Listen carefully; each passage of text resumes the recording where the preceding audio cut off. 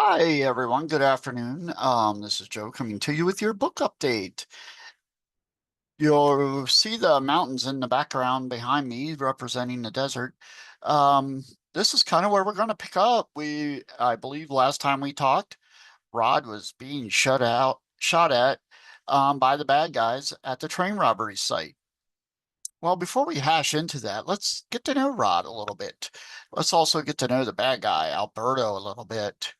So, who is he? Who is Rod? Well, Rod's kind of your workaday guy, puts in his time at work.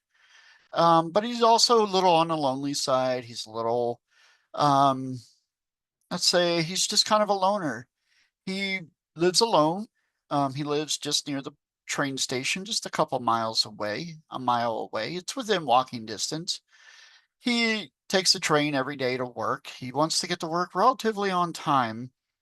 Um, He has a lot of reasons for that. One, the way he was raised, lateness was not an option. The other reason is lateness was, he always saw that as a character flaw. So when the train robbery occurs, that's what alarms all of his coworkers is that here's Rod, he's not showing up. He's not coming in to work on time, which is highly, highly unusual for him. Little sip of tea here.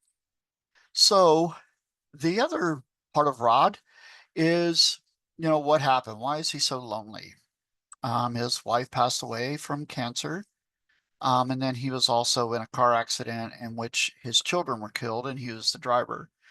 He's had survivor's guilt for a very, very long time over, being the only one who survived this accident.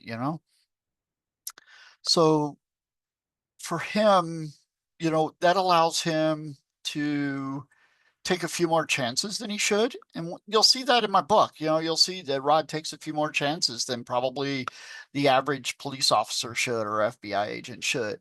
Um, Especially while he's trying to track down somebody, Mr. Alberto Martinez, who is not very caring of his children, which is not typical here in New Mexico.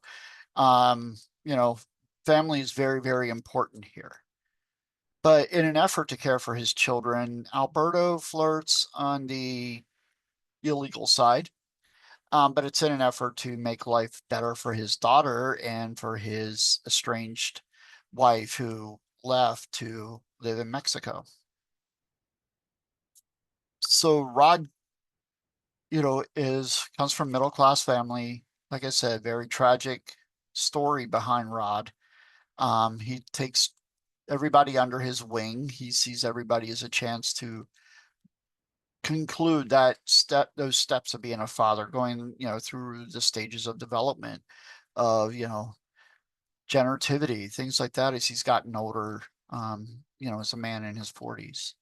So we look back at Alberto, and Alberto is kind of similar in some respects, but on the other side of the line, doing what he can to support his family, because a lot of the money he has earned from his robberies, his criminalistic lifestyle, if you would, has been to benefit his parents, benefit his daughter Maria, who we'll introduce here shortly, um, and also to introduce his parents. It's to take care of them, to take care of his wife.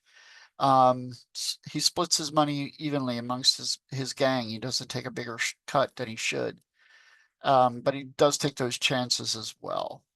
So there's this part of you that kind of feels like, maybe, Alberto is a good guy deep down, but maybe not. But he does have some very, very positive qualities. He's kind of a flawed person, just like we all are. So what happens as we move forward? So like I said, you see the rocks behind me, the mountains. Um, there's an area here in New Mexico called Box Canyon, and that's where Rod is dumped after he gets taken out by Alberto's gang. And it's a very popular spot for rock climbing. I've been there myself. With the Boy Scouts, I go down there to rock climb, years ago when my son was in Boy Scouts.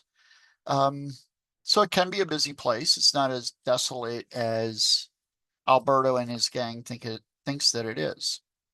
So they dump Rod and some others from the train in Box Canyon, just figuring that the elements will eventually take them.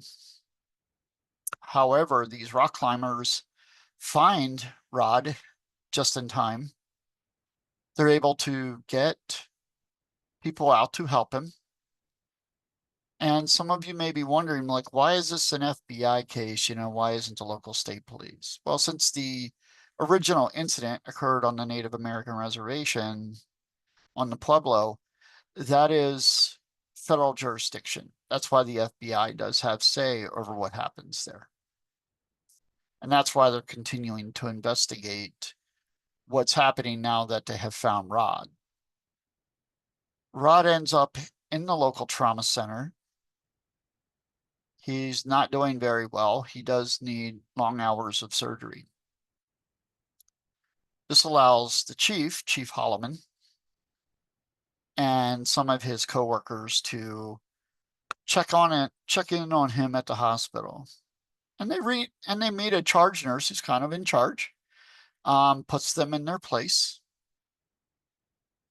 And much to their surprise and to everyone, I hate to give this away. It's kind of a little bit of a teaser here, and a little bit of a spoiler. But this nurse is related to Alberto. When Alberto's gang finds out that Rod survived, they want to know where he's at in the hospital. One of the characters, one of Alberto's henchmen, is a computer geek. And he is able to hack into the hospital system. And he finds out where Rod is. And they make attempts to leverage this family member to get to Rod.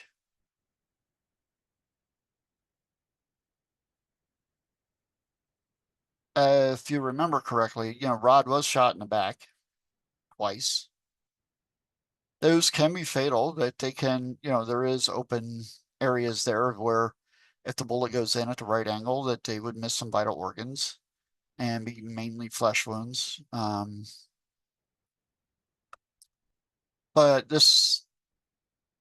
you see relationships develop. You find out who Rod's true friends are at the office. But what? I'm going to leave you there, leave you hanging for just another week. See who comes back to pick up the story about Rod. So this week, as promised, I also have a book review for you. And the book review is semi-autobiographical. I don't ever believe autobiographies are totally written by the person that writes them. Because a lot of times you'll see that they've been written with, authors who are more famously published. Well, and before I get into that, I'm also going to tease my other books here. I talked about them a little bit last week, I believe. This week, we'll talk about, it's called The Coin. The Coin was a book that came to me many, many years ago. I would say probably pushing almost 30 years ago now. But it was always a book that I wasn't sure how to start. But the idea has been floating around. And I've come across some events, historical events, that lend credence to the ability to start writing that book. So I've been slamming down some ideas, working on it. Let's just say it starts out as a little bit of a historical fiction. It takes place right before World War I. And then it goes up through the war years, pretty much in through Vietnam.